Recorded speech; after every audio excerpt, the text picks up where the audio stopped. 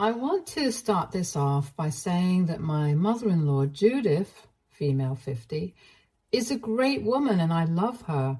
What has happened is completely out of character for her, which is why I've come to Reddit for advice and to rant. I got married to my husband, Arthur, male, 31, 3 years ago. It's a very happy, loving, stable marriage, so I have no complaints there. To make better sense of what happened, it's important to know his past and family. Judith, my mother-in-law, had Arthur very young when she was only 18. Her parents didn't help her out, and she was disowned by her family and ostracized from the community for getting pregnant before marriage. Arthur's biological dad bolted 5 months into the pregnancy, saying that he wasn't ready. So my mother-in-law was all alone.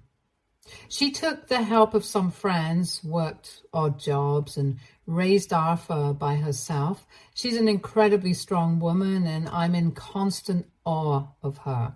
When Arthur was 5 years old, my mother-in-law got married to Isaac, my husband's stepfather. Arthur considers Isaac to be his father and calls him that. From what I've heard of him, he was a great parent to Arthur and never once made him feel like he wasn't his own. I've only heard heartwarming and positive stories about him, and my husband has great memories of his father. Isaac died when Arthur was 15. It happened suddenly, and neither my mother-in-law nor Arthur saw it coming from what I know. Mother-in-law never really recovered from the shock. Moreover, both mother-in-law and Isaac had ordinary jobs, meaning they didn't pay well. They had limited savings, and his death put my mother-in-law in a tough spot. They somehow managed to make their way through the next few years. Then, after school, Arthur got accepted into a Tier 1 college with 100% scholarship. This made things better for both him and mother-in-law, and it kind of set up his future in a way that he would be able to climb out of the rungs of the lower class and build a better life for himself. Both my mother-in-law and I are insanely proud of Arthur for what he's achieved, considering where he came from.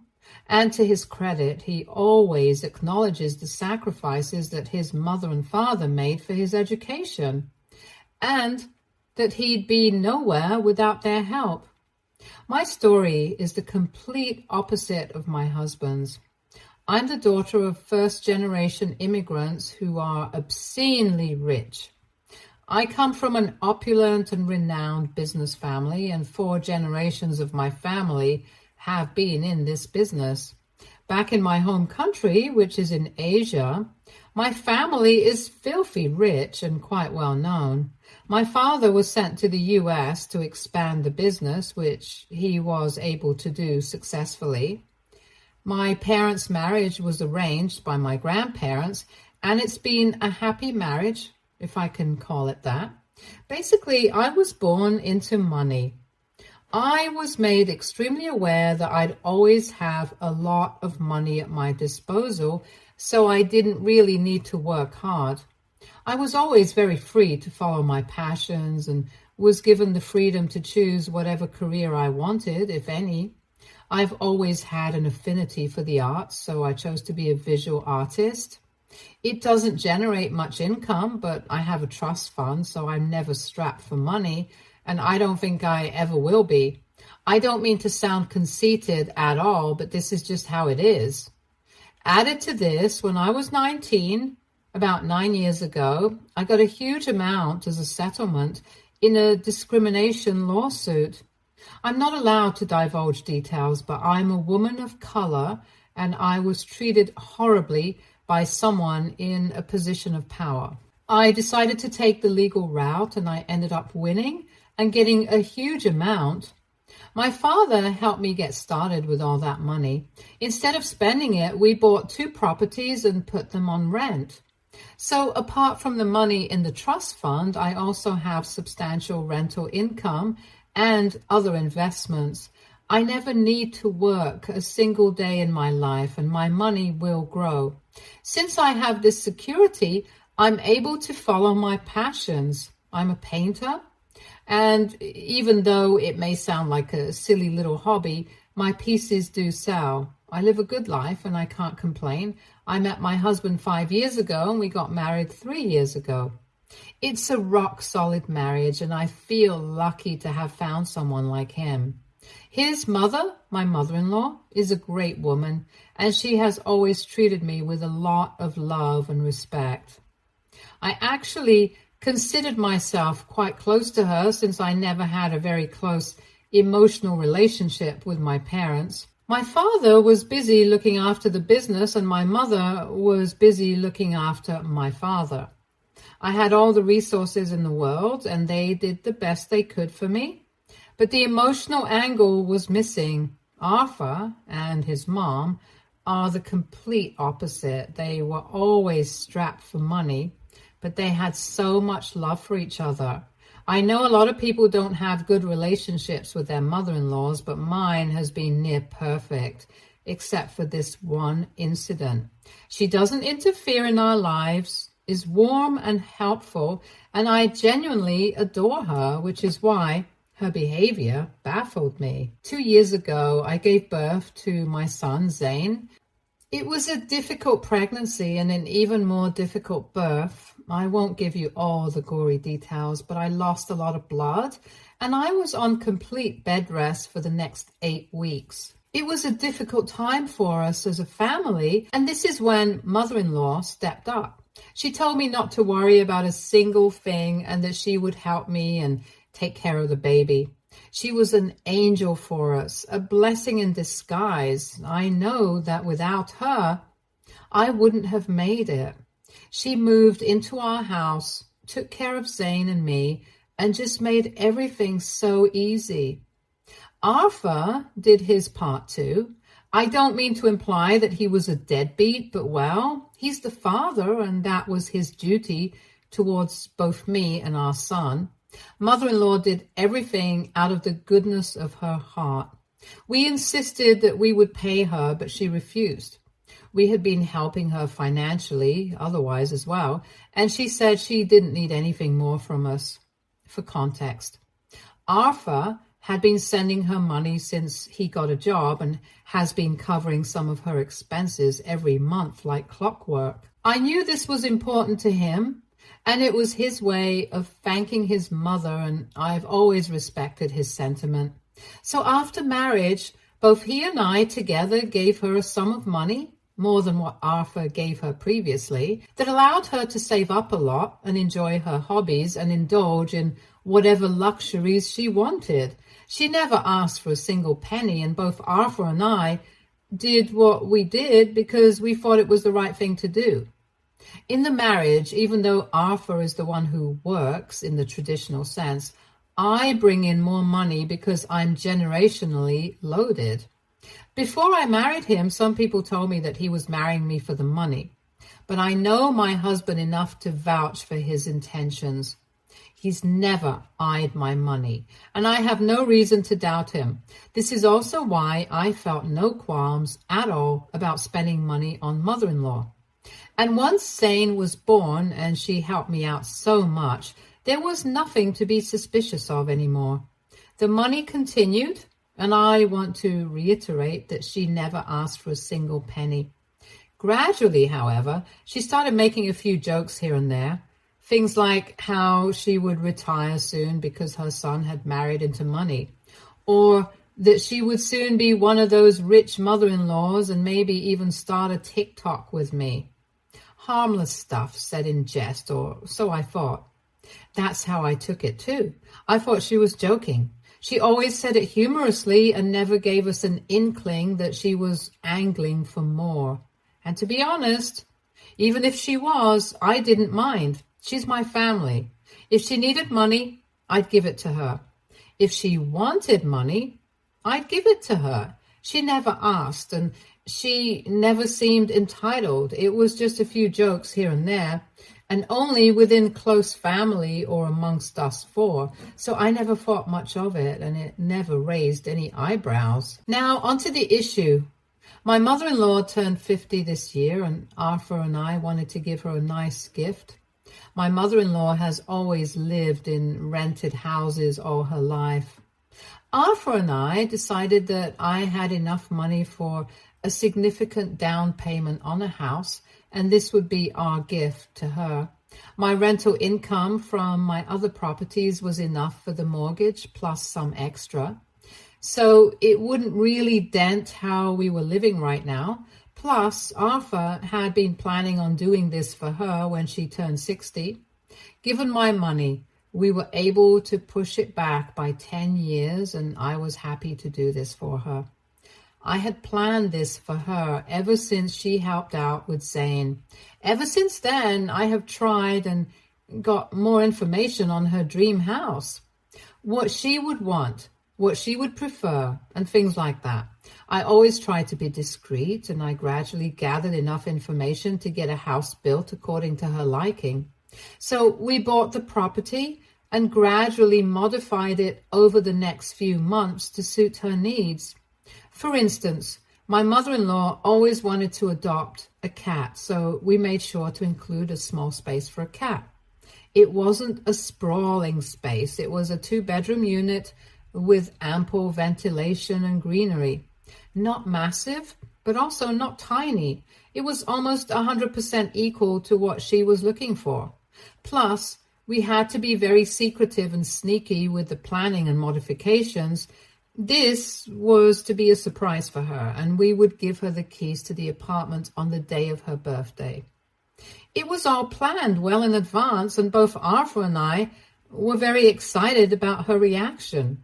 However, what ended up happening was the complete opposite of what we had anticipated. A few weeks before her birthday, we had her over for dinner. She was playing with Zane, and we were talking about the latest piece I made. Mid-sentence, she abruptly says that she needs to talk to me. I asked her what was up. She said she wanted a particular necklace for her birthday, and she wanted to wear it for the party. Now, the necklace in question was quite expensive, and I was a little hesitant because we had already put in so much money for the house.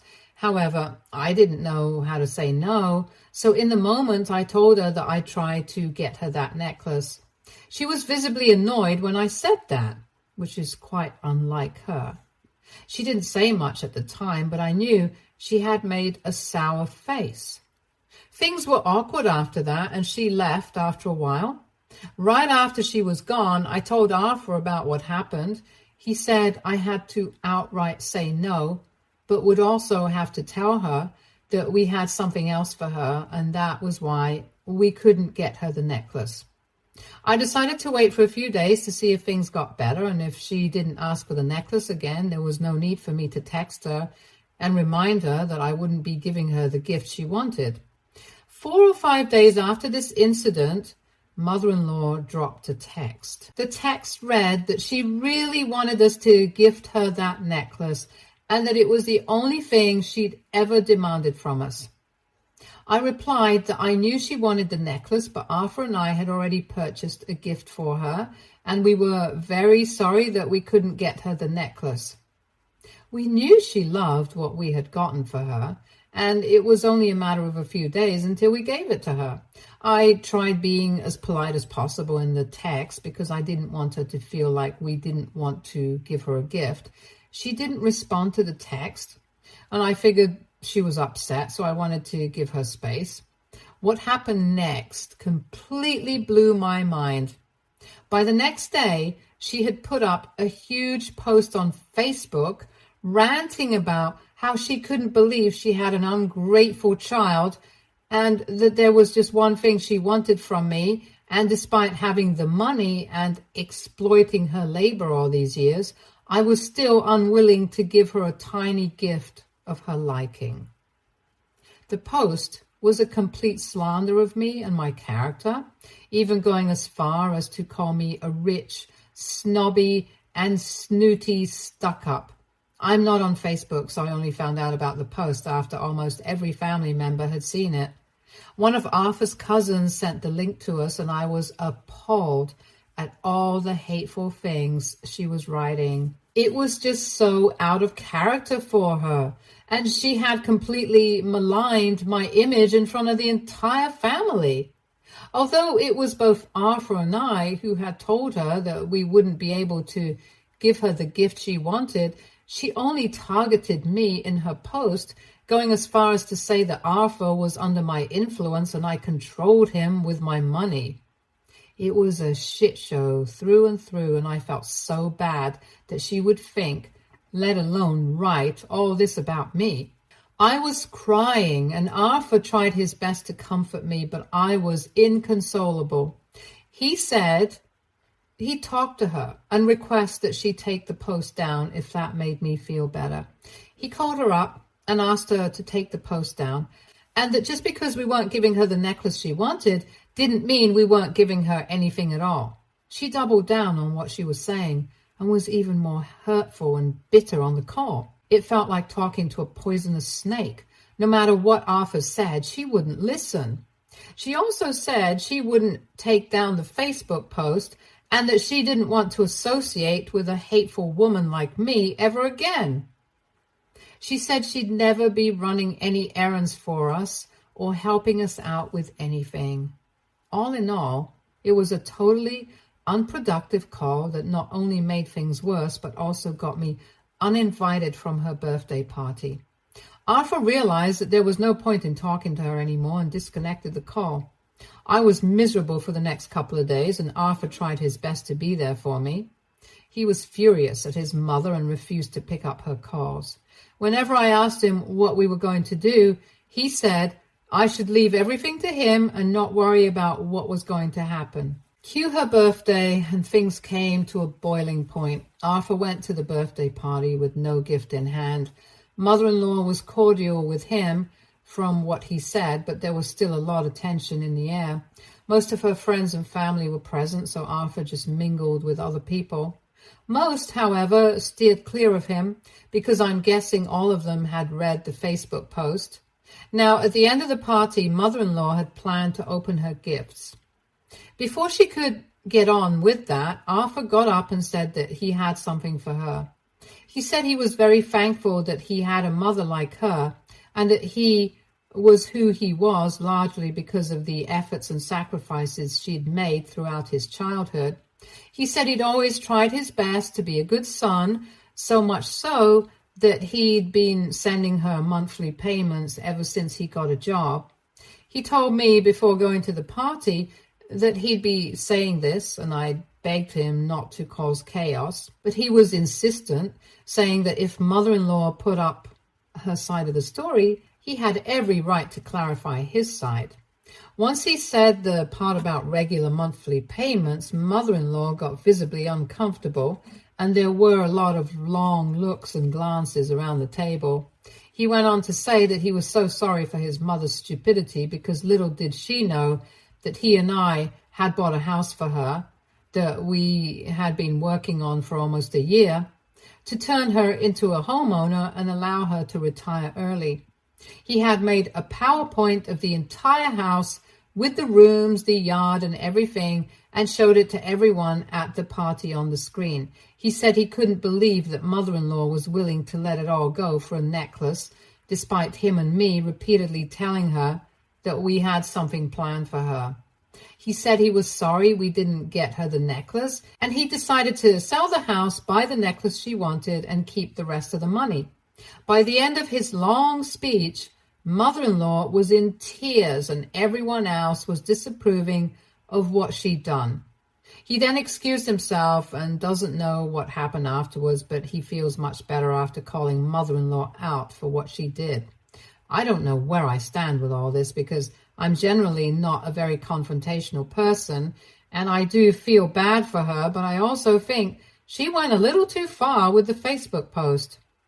A cousin of his has been trying to get in touch with me, but I haven't returned her calls yet. I don't know what we're going to do, but I just want the drama to be over. Update 1. I have a small update, and even though it's relatively minor and not nearly as dramatic as Reddit would want, Arthur and I decided that we're going to put the house up for rent. It's a beautiful property. The interiors are new, and we were very meticulous in ensuring there should be no hurdles for mother-in-law. I genuinely feel this house has the potential to fetch us a great sum and be a source of regular income for us. We listed the flat 2 days ago, and we already have some queries. We'll be taking our time in deciding who to rent it to because we want decent tenants who will be trouble-free. My mother-in-law hasn't reached out to us yet, and I don't think she will. The public humiliation and embarrassment she's faced will stick with her for a long time. I had told Arthur to go soft on her and maybe tell her in private, but he was furious with her because of how she treated me. He said that she chose to make everything public and slander me on social media, so he was going to make everything public too. He even said she should be grateful he did it in front of friends and not on social media for the entire world to see. Some of his cousins have reached out. One section of them has called us out for ruining a milestone birthday and creating a spectacle of it all. Another section, on the other hand, supports us and says that she should have known that she's lost in her greed and pettiness. I don't really pay much heed to these messages because, frankly, I don't have the energy for this drama that's erupted into a volcano for no reason at all. I just want to stay away from it all. But I know that's not a possibility. My mother-in-law is going to get in touch with us someday. I just hope it's not for a long time. We can't keep her out of Zane's life. She's been a good grandmother to him and has been there for him ever since he was born. So this stalemate has to end one day. I just hope and pray I get some peace and quiet before I'm ready to deal with all of this again. Update 2. I read all of your comments and they've been very helpful. I've always been a non-confrontational person and I've never liked fighting or not being in contact with people I'm close to. Reddit made me realize that what Arthur did was the right thing, even though it ruined my mother-in-law's birthday. We've gone above and beyond to ensure she lives a good, comfortable life, even though we, especially I, don't owe her that. I bought that house for her out of the goodness of my heart and because of the bond we shared.